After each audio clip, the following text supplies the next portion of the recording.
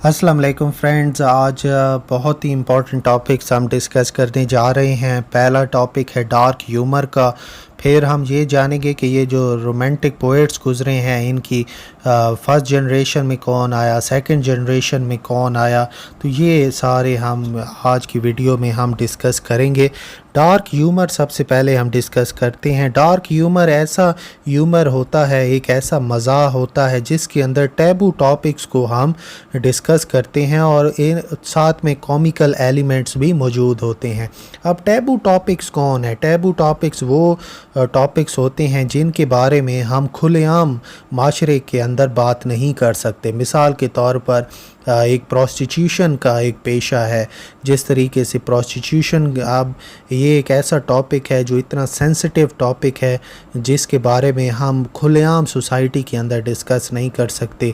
हम किसी भी पार्क में बैठकर हम एक इसमें मीटिंग नहीं रख सकते। तो ये वो टॉपिक्स हैं, इस तरह के सेंसिटिव टॉपिक, जिस तरीके से टेररिज्म का अब टॉपिक है। तो ये वो टॉपिक्स हैं जो कि काफ़ी टैबू माने जाते हैं सोसाइटी के अंदर। अब हम मिसेस वॉरेंस प्रोफेशन का जो प्ले लिखा था जॉर्ज बर्नार्ड शॉ का, उसके बारे में हम ज़रा डिस्कस कर लें तो आप ये देखें कि किस तरीके से मिसेस वॉरेन प्रोफेशन जो है वो असल में प्रोस्टिट्यूशन के ऊपर ही मबनी है। तो बड़े ही ना हम ये कह सकते हैं कि बड़े ही लाइट मूड में ये सारा जो प्रोस्टिट्यूशन का पेशा था मिसेस वॉरेन प्रोफेशन ड्रामा के अंदर जॉर्ज बर्नार्ड शॉ ने आवाम के सामने रखा और ये कहा कि ये जो प्रोफेशन चल रहा है सोसाइटी में, ये सोसाइटी खुद ही इसी की ज़िम्मेदार है। तो इस तरह के टॉपिक्स को जब हम कॉमेडी में शो करते हैं तो इस कॉमेडी को कहा जाता है ब्लैक कॉमेडी, और ब्लैक कॉमेडी ही असल में हिस्सा है डार्क ह्यूमर का। डार्क ह्यूमर में अब आपने जान लिया होगा ऐसे टॉपिक्स डिस्कस होते हैं जो कि टैबू माने जाते हैं, जिनको हम आम लाइफ में खुलेआम डिस्कस नहीं कर सकते। अब हम चलते हैं रोमांटिक पोएट्स की तरफ। तो दो जनरेशन गुजरी हैं सिर्फ इंग्लैंड की। जब तक हम बात करें स्कॉटलैंड की अभी हम बात नहीं कर रहे।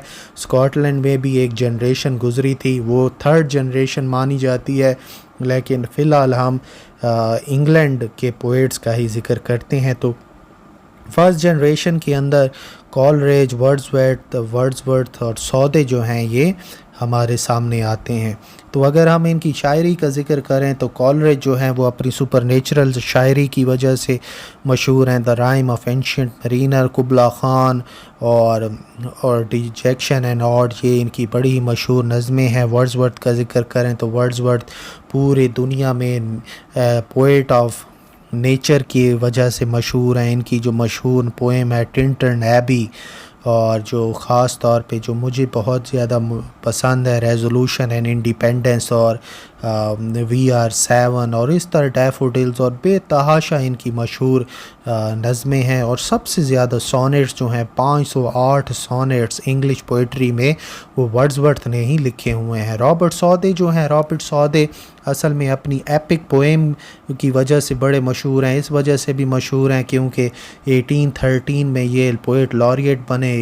उधर से वॉल्टर स्कॉट ने इनकार किया कि मैं भाई नहीं बनता पोएट लॉरिएट, तो फिर रॉबर्ट सौदे को बना दिया गया। 1813 से लेकर 1843 तक ये रहे पोएट लॉरिएट ऑफ इंग्लैंड, और अपनी एपिक पोएम्स की वजह से बड़ा मशहूर हैं। जो थलाबा द डिस्ट्रॉयर इनों की एपिक पोएम है, और इसी तरह की और भी इनकी बड़ी मशहूर और काफ़ी लंबी लंबी ये पोएम्स जो थे ये लिखा करते थे। अब सेकंड जनरेशन का हम अब ज़िक्र करें तो सेकंड जनरेशन में बायरन, शैली और कीट्स मौजूद हैं। बायरन का ज़िक्र करें तो सबसे ज़्यादा जो बदनाम थे इन 6 शायरों में से वो बायरन ही थे। बहुत ज़्यादा स्कैंडल्स थे इनके इंग्लैंड के अंदर।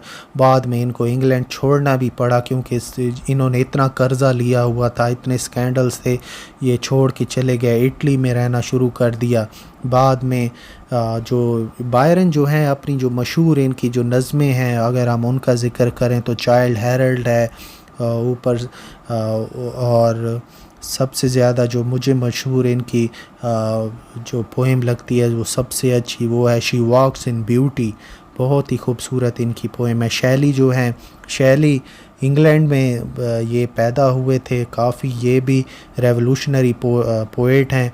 और हाँ, अपनी जब यूनिवर्सिटी में थे तो नेसेसिटी ऑफ एथिज़म इन्होंने एक आर्टिकल लिखा जिसकी बिना पर इनको निकाल भी दिया गया था कॉलेज से।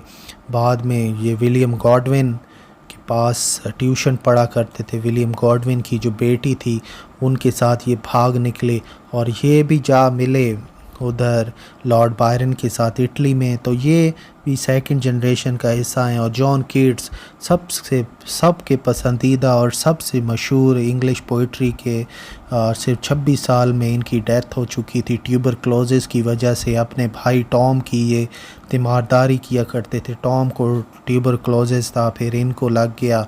फैनी ब्राउन के साथ मोहब्बत इनकी बहुत मशहूर है। और टू नाइटिंगेल, और to autumn ode on a Grecian urn बड़ी ही मशहूर इनकी पोएम्स हैं।